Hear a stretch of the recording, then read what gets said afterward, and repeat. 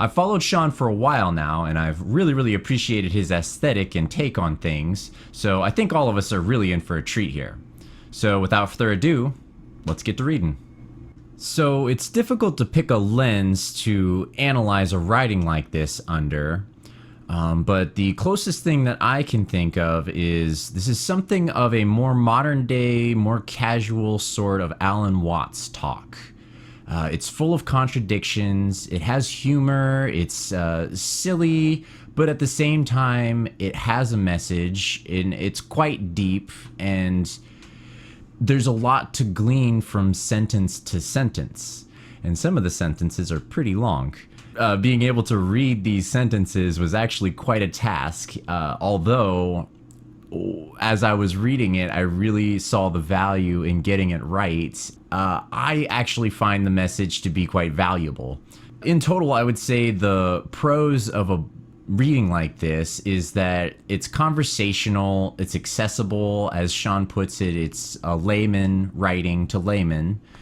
And I appreciate that he is not trying to ascribe a certain status or anything special about himself, simply that he was listening and some things were revealed to him. And I find that genuine, first of all, and I find that valuable and empowering for the reader.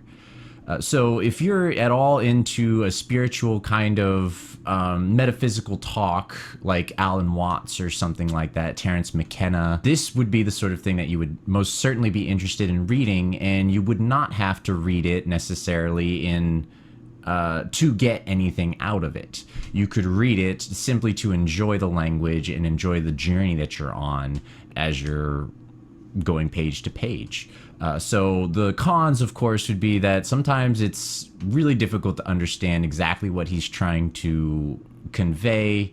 The language is not necessarily well manicured, although I believe that everything fits together. I don't think that this needs to be polished, because that's not the point of the book. It is that the funk is asynchronous. It's a synchronous asynchronicity.